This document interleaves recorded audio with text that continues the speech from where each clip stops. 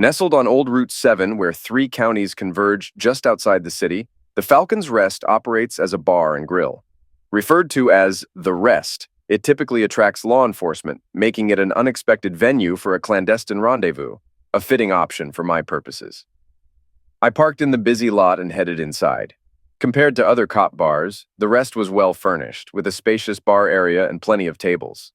Despite it being a Friday with many customers, it wasn't overly crowded, ideal for meeting Sergeant Devin Cross discreetly. Upon entering, I faced hostile stares from most patrons. As a lawyer suspected in the disappearance of my cheating wife and her police lover, I expected the suspicion. There was no evidence, no bodies found, and the lover's car was missing with them. Yet I was already judged guilty due to motive and my profession. Devin arrived looking displeased with my choice of venue. A tall, strong black man, he embodied honor.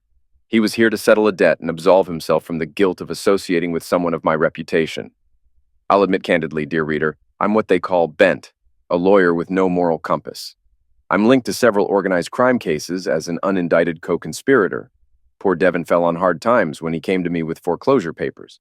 Devin Cross, then an officer with the Metropolitan Police, fell victim to predatory lenders during the mortgage fraud crisis of 2008. Alongside his wife and 4 children, they faced homelessness. Despite seeking help from honest and somewhat honest lawyers, he found none until desperation led him to me. Honestly, I'm not sure why I helped him. There was nothing in it for me. He was a good, loyal cop, but not someone I could use. He couldn't pay, and he was upfront about it. His last dollars were taken by internet scammers. The foreclosure was set for the next day. He sat in my office, a big, powerful man, tears welling up as he spoke about his daughter, who had cancer. He didn't know how to tell her and his sons they were about to lose their home. I filed for bankruptcy to halt the sale. Then I sent some of my less reputable clients to confront the mortgage broker and get a confession that the foreclosure documents were fake. Surprisingly, the crooked broker confessed when faced by my associates. A larger bribe to the court ensured justice, something even Deutsche Bank wouldn't pay for. Why did I go to such lengths? I still can't say. But Devin Cross struggled knowing his family's home was saved by someone like me. You picked a strange place to meet, he remarked. Even I have a conscience. I couldn't let you get into trouble helping me, I replied. So, you chose this spot? He asked as Lottie, the barmaid, approached. She wore her usual attire, a tight top that barely covered her midriff and pants that seemed painted on. Despite her revealing outfit, she was a pretty girl unafraid to flaunt her assets. What can I get you, Bruce? She asked me. She and I had a history of playful flirting and generous tips from me. She had a young son and no man at home, having chosen closeness appeal over reliability. I could sense the tension in Lottie's demeanor. Everyone believed I was guilty, so it must be true, and anyone associated with me would suffer. Yet Lottie chose to serve me herself, instead of passing me off to another server. Lottie was a good friend, and it seemed I had more friends like her than I realized. I didn't want them to suffer for being loyal to me. I needed to take action to reclaim my life and reassure people they could trust me. Devin Cross was extending a lifeline in his own way, and I needed to make the most of it. Bring us 2 Boston Lagers, Lottie, I said. You've got guts, counselor, walking into a place filled with Paul Moreno's friends and co-workers, Devin remarked. Paul Moreno was the man who had seduced my wife, putting me in a difficult situation. He, his Ford GT, and my wife disappeared the night of March 17th, St. Patrick's Day, just before back-to-back thunderstorms flooded the 3 counties around the Schoharie Creek. This body of water would be considered a river in the western states, but here it was called a creek, a misleading name that caused much suffering. People underestimated the Schoharie, building bridges and settlements around it, paying a heavy price in lives and property. By March 18th, emergency crews were busy rescuing flood victims. No one noticed my wife and her lover were missing until a few days later, when suspicion immediately fell on me. As the saying goes, victory belongs to the bold, I told Devin, and we engaged in light conversation while he worked up to the reason for his visit. I waited through 2 rounds of beers, then said, just tell me what you came here to say, and I'll handle the rest. Trust me, and no one will ever know the tip came from you. So he leaned over and whispered, they've got a warrant and will raid your home and offices Sunday at 6 a.m. I pushed my chair back, stood up, and let it drop before shouting, listen, when I need advice, I won't be seeking it from some city cop, and he's a better friend than you. I don't know what happened to my wife for the last time. I stormed out, leaving Devin looking puzzled behind me. He was smart and would realize everyone would assume the worst of him. They'd think he was an ambitious cop trying to advance himself through our relationship. A confession from me would be a feather in any cop's cap. Trying to get a confession from me wouldn't hurt him, but being seen with me in a secret meeting would ruin him. Doing it this way in public made it so no one would believe he had warned me. As I walked out of the Falcon Rest, I sighed deeply. I only had myself to blame for letting things get to this sorry state. I let my heart override my head. Now I had to work hard to dig myself out from behind the 8-ball of justice in this country. Still, my late wife's diary haunted me. Her words were like a swarm of bees stinging my heart until it bled. October 1st, Elaine Gray's diary, Mrs. Bruce Gray. I saw him again today. He's tall and handsome with that wavy black hair of his. Jenny says she knows him. In fact, she slept with him. He's a police officer, which means he must be following me because of something involving Bruce. It's hard to believe that a somewhat dull man like Bruce could arouse such suspicion in others. But I suppose that comes with being the attorney for high-profile criminals. The people he deals with are so much more interesting than poor Bruce. Don't get me wrong, I love him dearly. He's like a cuddly teddy bear. The kind of man you feel safe with. Why people think he's dangerous, I'll never understand. Jenny says the police officer following me is quite a stud. Very well endowed. His name is Paul Moreno. Jenny's been seeing him off and on for the past 6 months. Her husband, Bob, is like a clone of my Bruce, except he has a dull real estate practice and isn't some black hat criminal defense attorney. You can't really blame Jenny for falling for the edgy police officer. I mean, the temptation must be strong. After 7 years of marriage and 2 kids, she's looking for a little excitement, or so she says. As for me, after 15 years with a 14-year-old daughter, I'm ready for the rocking chair on the back porch. Women like me just don't attract the attention of young studs. It makes me feel so old. October 15th. Bruce is traveling again. He seems to take more out-of-town trips than anyone I know. If it were anyone else, I might suspect infidelity. But he's as faithful as a loyal dog, though not the most thrilling. Started at the gym today. Jenny convinced me to join. She's really into fitness and needed a workout buddy. I'm not in bad shape, not like Bruce with his middle-aged spread, but Jenny wanted company, and I could use some toning up too. I've upped my morning run from 1 to 2 miles, but I need to work on my stomach and butt, feeling that empty nest anxiety. Maybe getting fit will help. Why did I let my 14-year-old persuade me to send her to boarding school? Rachel is just like my mother, all ambition, without much concern for others. My mother still mocks my career choice, but I believe helping others is the most noble pursuit. Social work is often frustrating, but on those rare days when you know you've changed someone's life, there's no greater reward. Then again, Rachel might be trying to distance herself from the stigma of Bruce's profession. People say such cruel things. Teenage girls are sensitive. Maybe it's better overall for Rachel to be away, but as a mother, I can't help missing her. Saw him again today. God, he's so handsome. He was at my gym. What a hunk. He wore this tight outfit. You could see his sculpted abs, but I tried not to stare at the bulge in his shorts. Can't believe that's all real. Why he keeps showing up around me, I'll never know. But Paul Moreno is certainly easy on the eyes. October 17th. Saw Paul Moreno at the gym again today. He caught me looking at him, but all he did was maintain eye contact until I had to turn away. Jenny thinks he might be interested in me, but I don't see why unless it's something to do with Bruce. When I got home, I did something I hadn't done in a while. I poured a glass of wine, grabbed my silver bullet, and leaned against the headboard. I let my mind wander, but it kept going back to Paul, his muscular body and well-endowed size. I tried not to think of him. It felt disloyal to Bruce. It was just a harmless fantasy. I came quickly. There's no harm in imagination, right? November 2nd. I voted today, not that it changes anything. As I left the polling place, I saw Paul again. He didn't try to hide. He hadn't been following me for a while, but these past few days he was back. He actually greeted me, so I stopped and talked to him. "Are you following me again?" I asked. "Well, it's my job and my excuse," he replied. "Excuse? Well, what would you say if I just followed you everywhere?" "Why would you do that?" "Have you looked in a mirror lately?" "Oh, stop. I'm a mother to a teenager." "Ever heard of the term MILF?" "No, what's that?" "It's what they call a hot mom like you who turns on all the young guys." "Stop, I'm not old." "Unfortunately, I'm a lady. Not old, just mature and hot." Just then, I spotted someone I knew and ended our conversation. I couldn't believe he flirted with me like that. Sure, I've lost 5 pounds and toned up since hitting the gym, but a young guy being interested in me? It pays off to stick with it. Initially, I felt intimidated by all those fit young women, but hiring a personal trainer and sticking with it is really paying off. Bruce definitely noticed. He sent me 24 roses. When I asked why, he simply said he felt like sending them to his beautiful wife. What more can you say about a man like that? I love him dearly. I might flirt with a younger man, but I won't betray my loving husband. Jake, I said as soon as he picked up the phone. Jesus, do you know what time it is, counselor? I've been trying to reach you since about 9. I was on a job, Jake Trumbull replied. Well, I have a new job for you. Couldn't it wait? No, it's urgent. What is it? I need complete blackout coverage at my home and office by sunrise Sunday. This Sunday? Yes, this Sunday. That's typically a 72-hour job. You're giving me less than 24. Sorry, just got word that I need it urgently.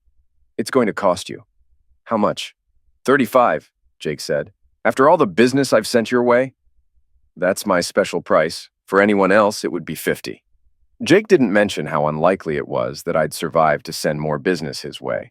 At this point, business associate or not, I had no choice but to agree.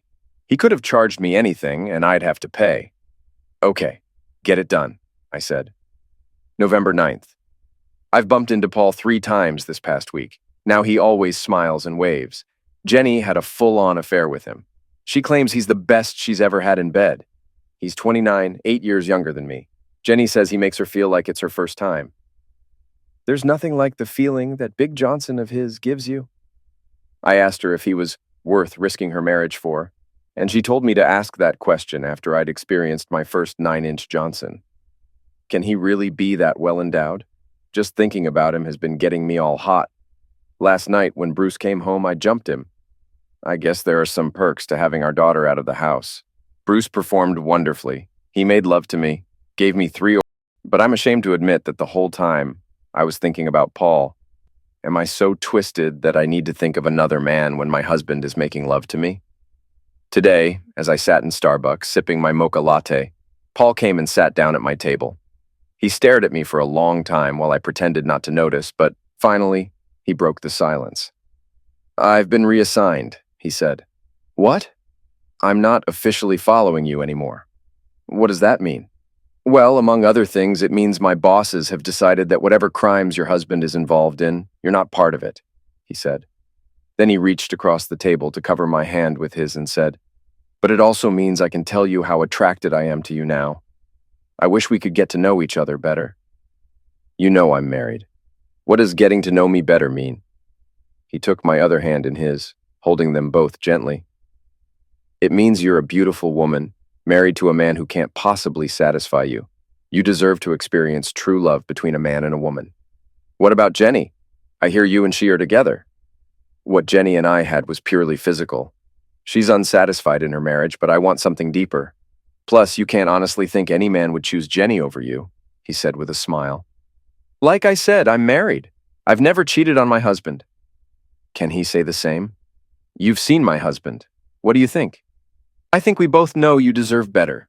With that, I got up, leaving most of my latte untouched. I needed to leave. That man made me uneasy. December 1st. I hadn't seen Paul since our encounter at the coffee shop, and I started to worry, or maybe find relief, that I might not see him again. Part of me regretted this. His attention was a boost to my ego, and I had to admit I desired him purely physically. I'd never been with anyone but my husband.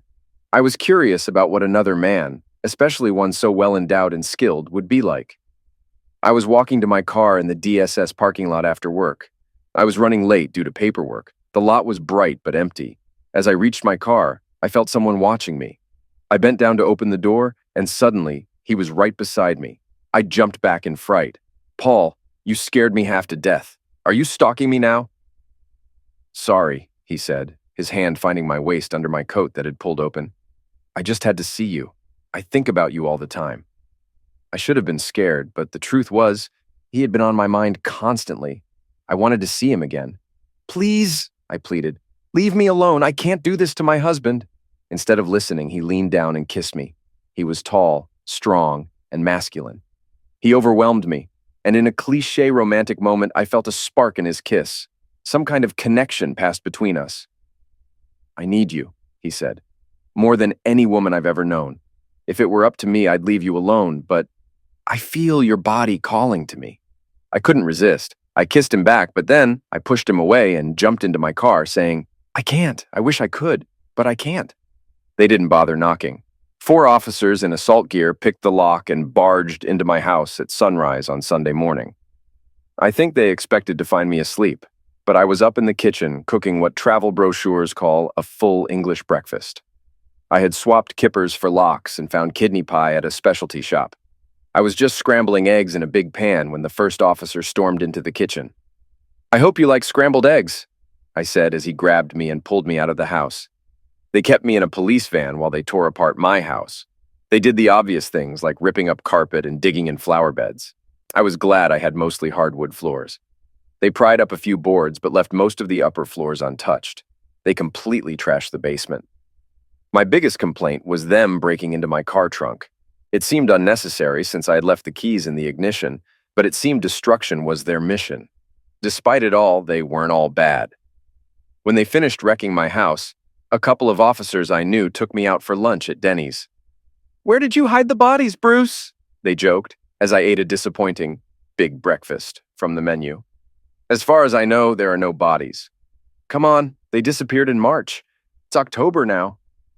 Do you think it will rain today? It's been very dry since those spring and summer storms. With my flower beds gone, I'll need to replant my bulbs if I want flowers this spring. I feel for those folks around the Shohari Creek, I remarked, recalling the flood there. My companions at Denny's weren't concerned with flood victims or flowers. They had one thing on their minds, getting my confession, even though they lacked evidence. The trouble was, I knew that could change as quickly as a flood. I wouldn't count on seeing spring flowers if I were you, but helping us out could make things easier for you. We know there must have been a good reason for what happened. Maybe you just lost control. Stop being a lawyer for once and take responsibility. We can assist you, they pressed. I don't think it'll rain. Looks like we're in for a dry spell after all that wet weather. I'll swing by Lowe's for some bulbs. All right, have it your way, lawyer. But cop enders get the chair in this state. Think hard on that.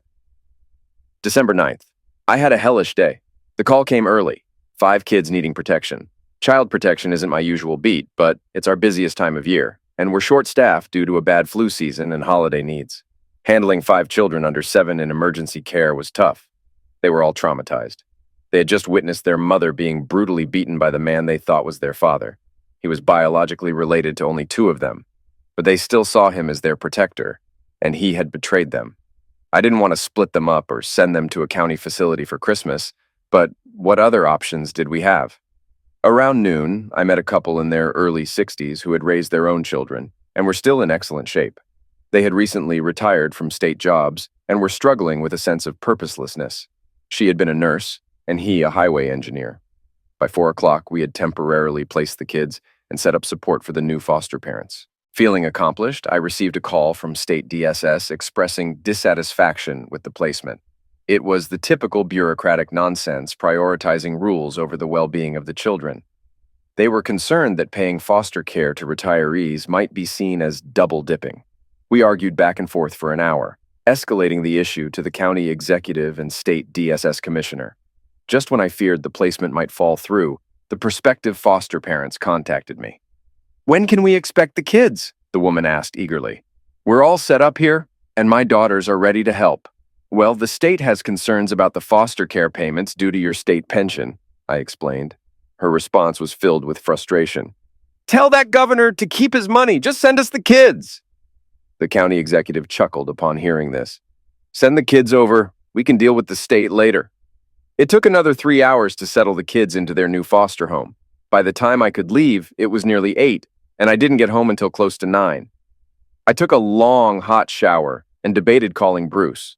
Sometimes our calls last for hours, but he's often busy with demanding clients. Tonight, though, I needed to share my day with someone. I just put on my robe and was about to call Bruce when the doorbell rang. I tightened my robe and answered cautiously, keeping the chain on. There stood Paul, looking as good as ever, with a hint of guilt in his expression. Can I come in? He asked. I don't think that's a good idea, I responded. I know your husband is out of town again. You're alone. I just want to come in and chat. Maybe coffee and conversation, he insisted. I can't, I firmly replied. You can trust me, he assured. It's not about trusting you. It's about me, I explained. Please, just a few minutes, he persisted. I'm not sure why I let him in, but I did. I made coffee, and we sat at opposite ends of our large sectional couch. I adjusted my robe, trying to feel more comfortable in its inadequate length for the situation. Relax, he said reassuringly. I'm here as a friend. I heard you had a rough day. Yeah, I sighed, and we started talking. It did ease my tension. I convinced myself there was nothing wrong with two acquaintances sharing a drink. We switched to wine and had frozen pizza for dinner. It must have been close to midnight when he brought up what he really came for. Elaine, I'll always be your friend, but I have strong feelings for you that I can only call love. I shifted uncomfortably. Please, let me explain, he continued. Right now, your husband is in New York meeting with organized crime figures and they're expert on avoiding surveillance. They're planning to evade government wiretapping. These are bad guys, and he's helping them. Stop, I won't hear this. It's not fair. Bruce isn't here to defend himself. You're loyal, but is it fair to you to be with such a man? As I got to know you and fell for you, I saw what a caring woman you are. Your life is about helping others. You're an angel with a devil for a husband. But I want you to know I'm here for you, no matter what.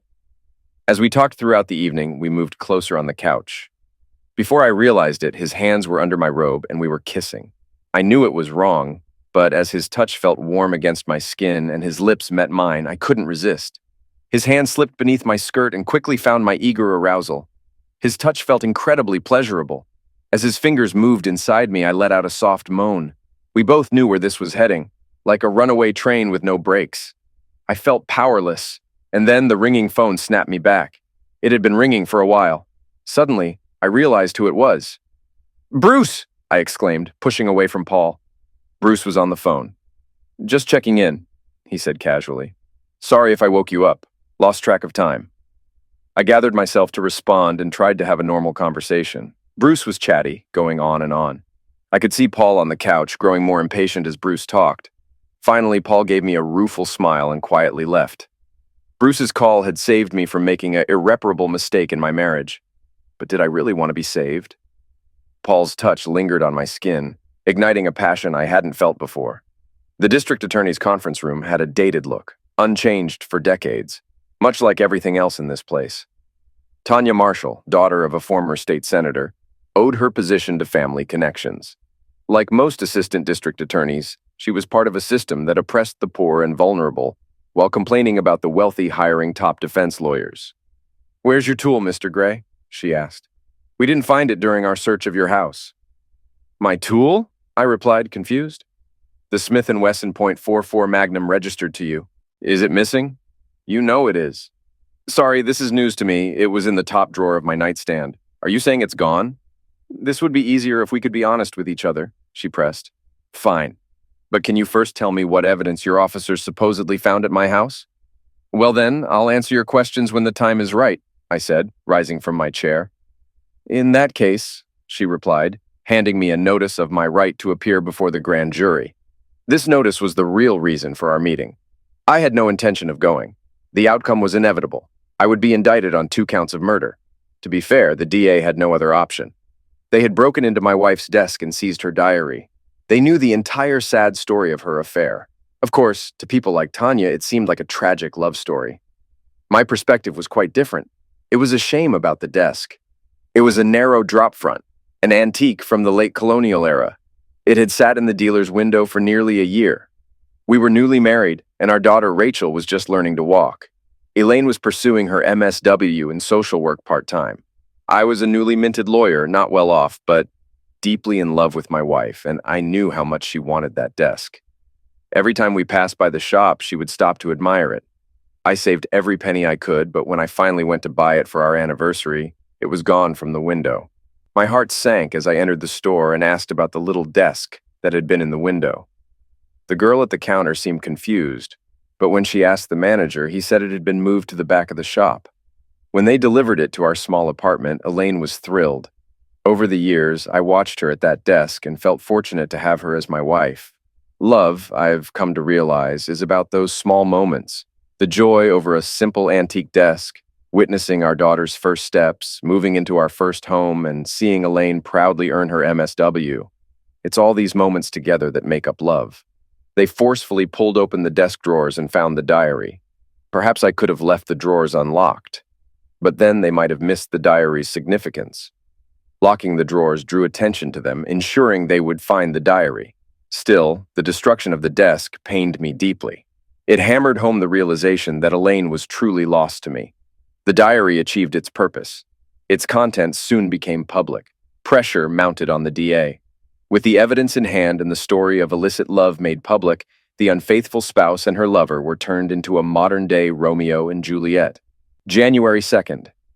I'm not sure if I can do it, can I? Jenny just laughs off my hesitation. What's wrong with you? Your husband's out of town. You go over to his apartment and no one will know. It's that simple.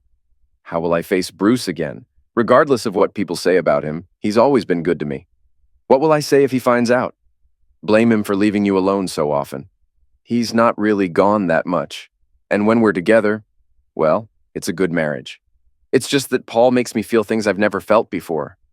Like I said, Bruce won't find out, and if he does, just handle it like I did with Bob. What did you do? Remember that day they came over here and he seemed so upset? Yes, I remember he asked if he could lie down in the bedroom. He seemed almost sick. Well, he found out I was seeing Paul, so I told him everything, assured him I still loved him, and explained there was nothing he could do about it because Paul had a way with women. I think he wanted to confront Paul physically, but he wouldn't stand a chance. You're lucky he doesn't have a Magnum, I said. I can't imagine Bruce handling it like Bob did. I feel like Bruce might react differently, but Jenny insisted I was wrong. We talked about how much Bruce loved me and would understand, just like Bob did. I've seen Paul about 6 times in the past 3 weeks. We've never been alone, but I'd catch glimpses of him here and there. He might have been following me, or maybe he was following Bruce. My husband's been home and very attentive.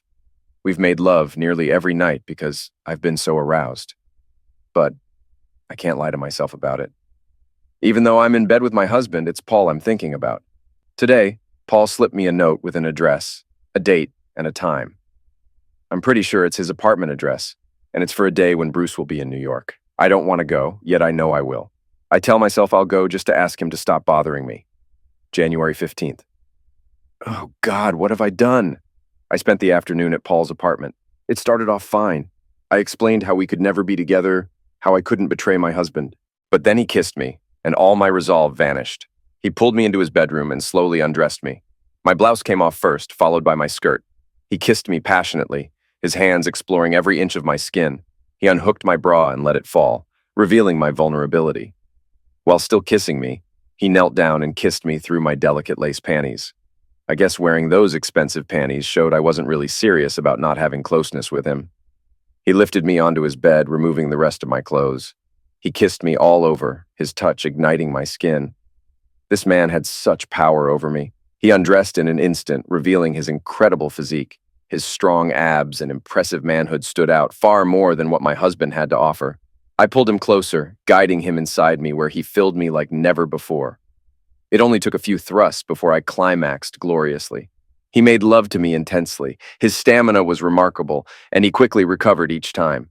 We spent the entire afternoon and evening together, lost in passion.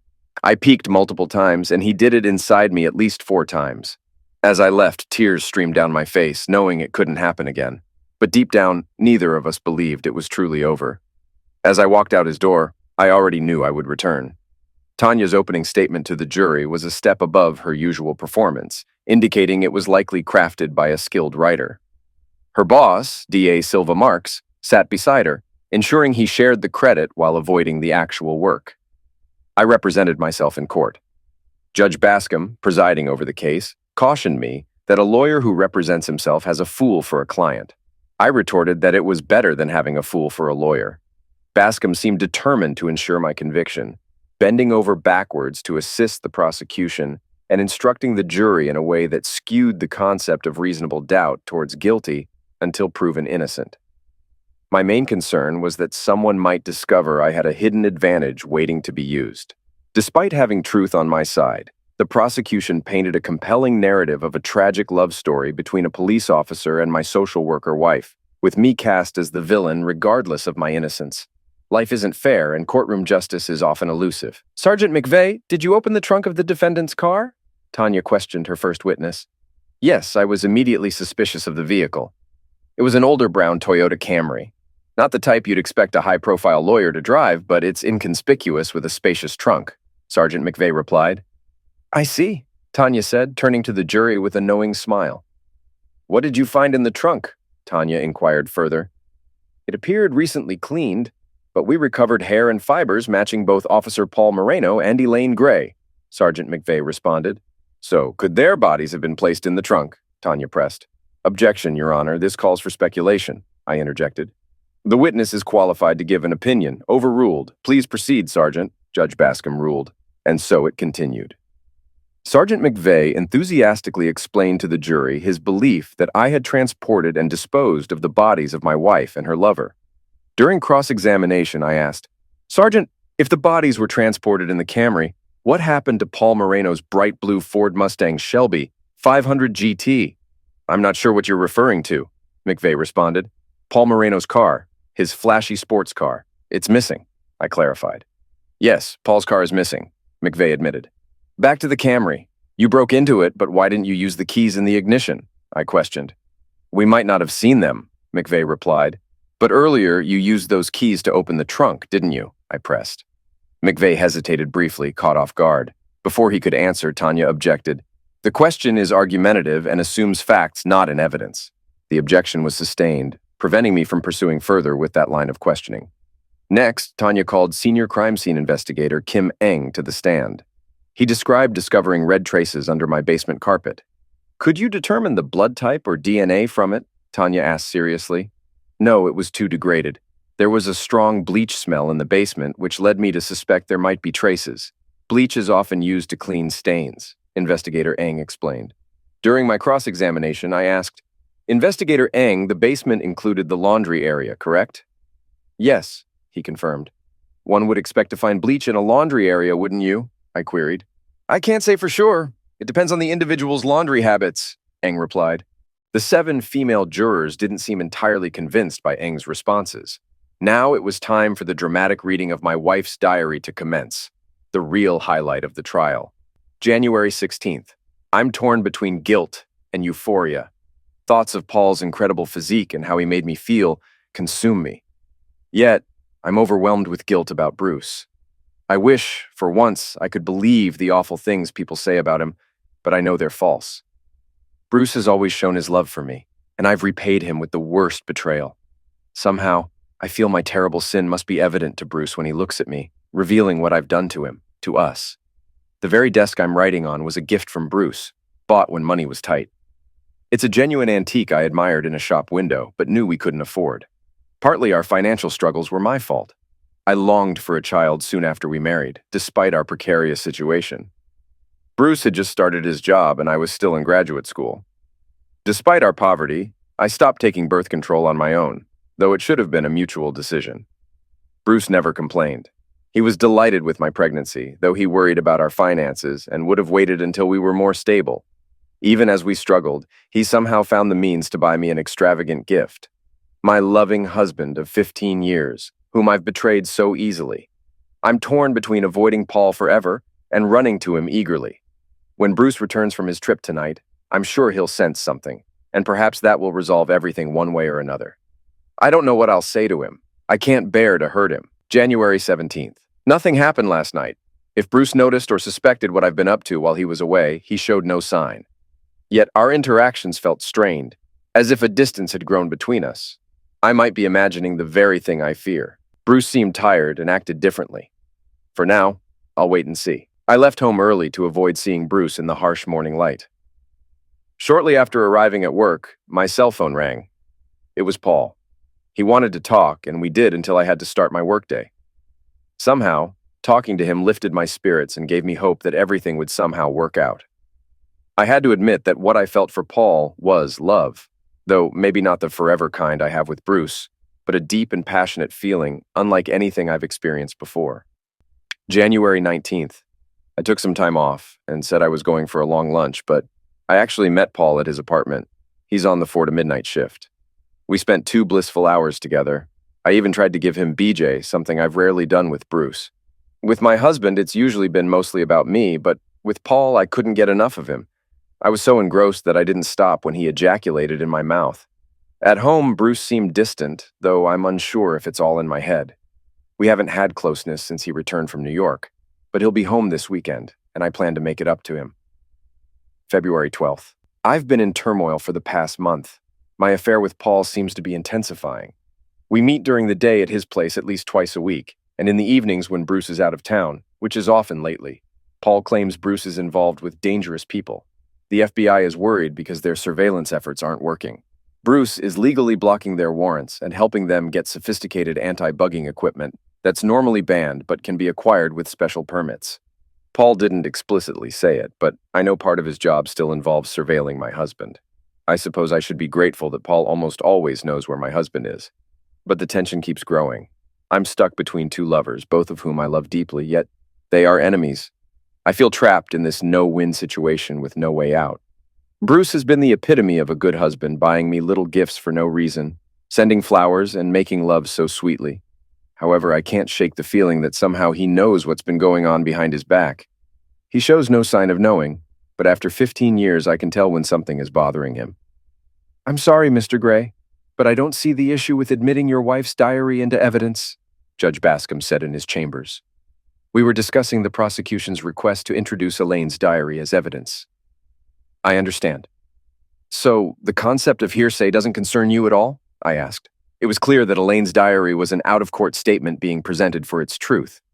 It falls under one of the exceptions to the hearsay rule, Tanya argued. Which one, exactly? I pressed. Several, she replied vaguely, not specifying any in particular. I knew I wasn't going to win this argument. Tanya believed she needed the diary to ensure my conviction, and the judge was inclined to admit it. The diary will be admitted. If I'm mistaken, you can take it up with the appeals court, the judge declared. On appeal, the prosecution would likely argue that admitting the diary was a harmless error, though that wouldn't be entirely accurate. But what did it matter?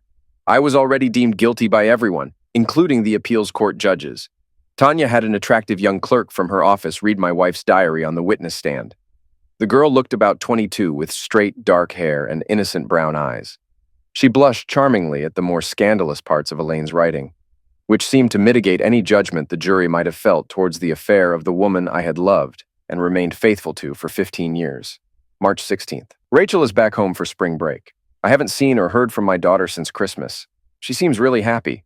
I'm not exactly sure why she wanted to go to boarding school, but I suspect it had something to do with the rumors about Bruce.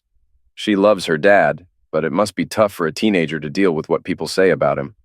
With Rachel home, Paul and I can't meet at my place anymore.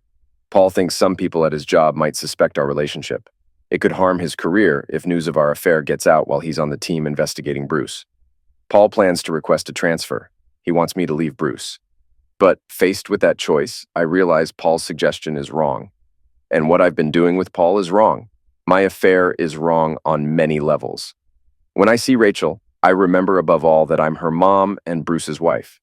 Neither of them deserves the pain they'd feel if I ran away with Paul. The hurt I'd cause my family would be far worse than the pain I'd feel from losing Paul. I think I'm starting to see things clearly now. This passion that took over me clouded my judgment. I need to clear my head and do what's necessary to end things with Paul. I'm determined. When I see Paul tomorrow, I'll break it off. I know he'll be hurt, but he'll move on. I know for sure he won't be alone.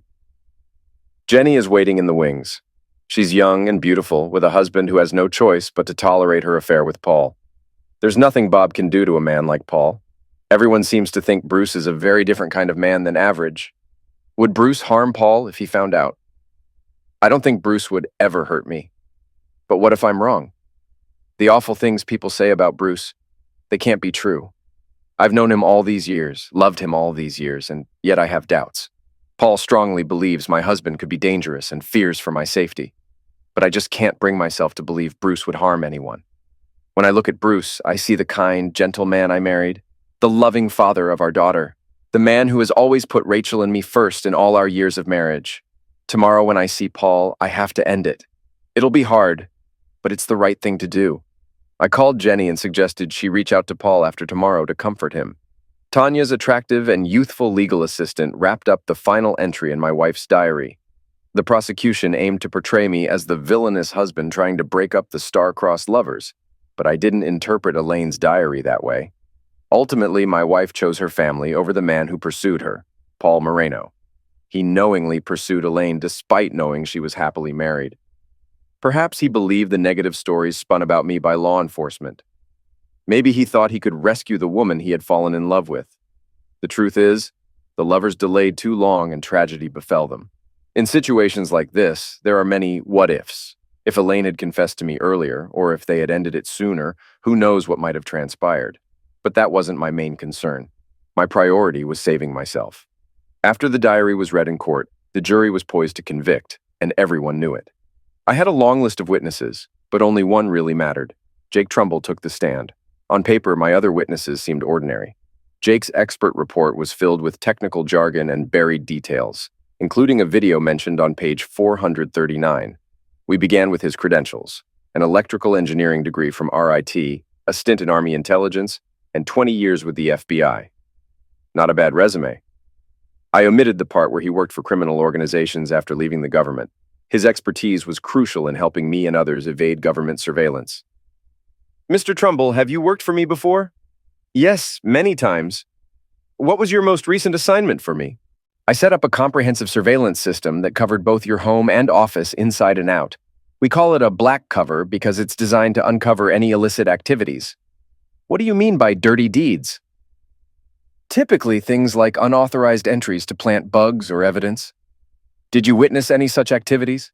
Yes, my team and I observed Sergeant McVeigh taking keys from a brown Camry and using them to open the trunk. He then emptied material from a bag into the trunk. Later, he returned with other officers who broke into the trunk using a crowbar. They proceeded to collect trace samples from inside. The courtroom reacted with shock and murmurs. Trumbull continued, presenting the video evidence he had gathered. We submitted this as evidence despite objections from the prosecution. Trumbull further exposed the planting of blood that investigator Eng had discovered.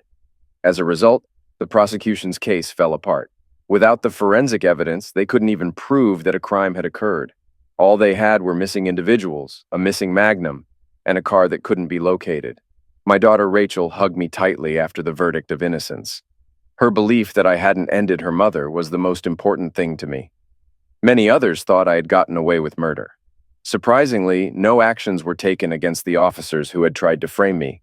In the end, their actions inadvertently saved me by providing the prosecution with a case to bring to trial.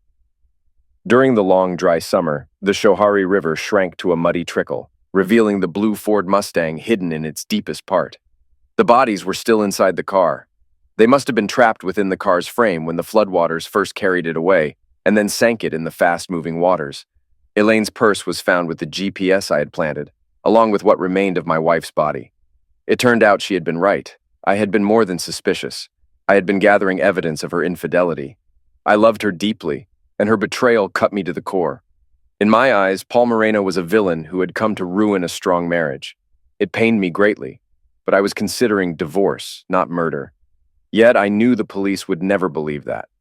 My wife and her lover were dead, and even if I were blameless, they would still hold me responsible. I was far from innocent in their eyes. Elaine was found under her lover, both partially dressed. It was revealed they had been shot, with Paul Moreno likely the intended target as the bullets passed through him into Elaine. This tragic double murder was the result of a .44 Smith & Wesson recovered from the Mustang's floor. It was my tool, the one that had gone missing.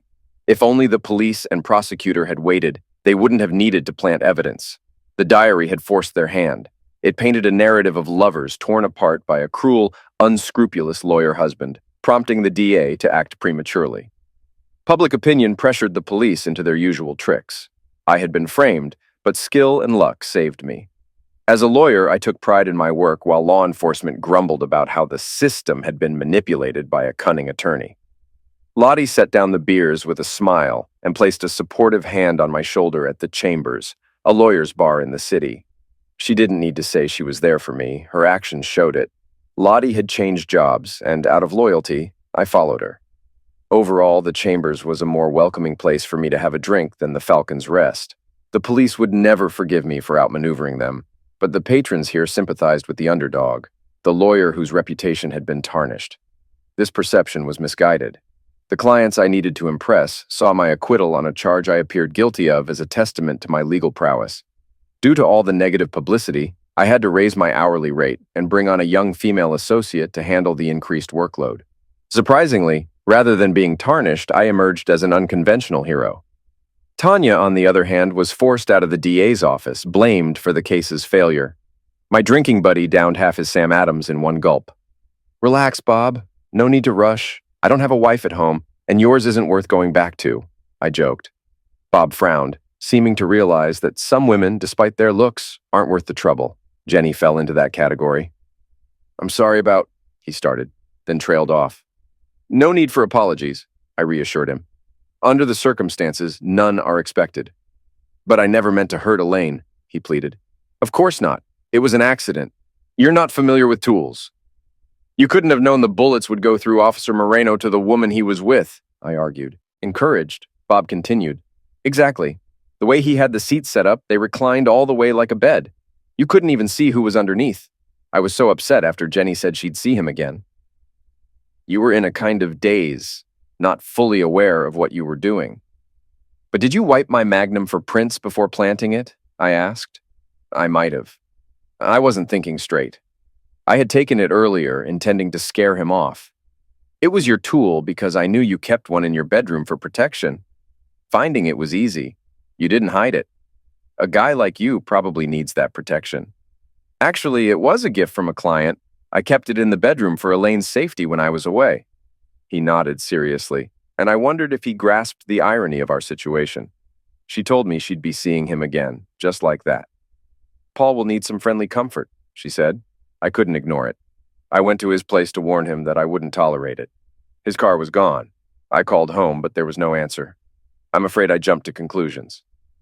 "Under the circumstances, a reasonable mistake," I interjected. I knew where he took his women in that disgusting car of his. It had started to rain, and it was very dark when I reached the county road leading to the creek. I parked up the road and walked down toward the creek. On a clear night, the moon would light up the area, but the weather was turning. They were on the passenger side, but the driver's window was partly down. I heard them laughing, and then she moaned in a way that hit me hard. I didn't think, I just shot. Then the tool seemed to slip from my hand, or maybe I dropped it. I didn't realize it was Elaine in the car until later. "I'm so sorry. Will you tell the police now?" he asked, looking worried. I shrugged. "Why should I? It's not my place to judge you. I may be many things, but I'm not a hypocrite." "But I ended your wife," he said. "Yes, but it was an accident. I don't know how the car ended up in the creek. I thought it would be found right away. But when it wasn't, people started accusing you." "Naturally, but without bodies or a tool, they couldn't prove I was guilty. The GPS I planted in my wife's purse told me where she was. I figured the rising water floated the car into the flooded creek. Then it sank. It was only a matter of time before the car, the bodies, or both, surfaced. Since my magnum was missing, I had a good idea of how the lovers died and who would be blamed." "I'm sorry for that, and for how many still see you as guilty. You should turn me in," Bob said quietly. "What can I say? We can't control what people believe, and I can't disprove an appealing lie with an unpleasant truth." "No, you're safe from me," I assured him. "Then why did you ask me here?" "I've got something for you," I said, pulling the document from my jacket pocket. "What's this?" he asked. "My bill, of course. I put up a strong defense in that murder case." "But you were defending yourself," he pointed out. "And whose fault was that? I spent time and money on it, and the responsible party needs to cover the costs. And let me say, I did a damn good job. You should be satisfied." "This is quite a hefty sum," he remarked. "It was quite a defense," I countered. "Do you take American Express?" "Absolutely." I think Bob felt relieved that I wouldn't reveal his secret, but as I mentioned, it's not my place to judge. In our world, the assumption of innocence has been replaced by the assumption of guilt. In such an unfair world, a man has to rely on his wits. As Bob left, Lottie brought me another Boston lager. "Are you okay?" she asked, genuine concern in her voice. "Yeah, everything works out for the best in the end."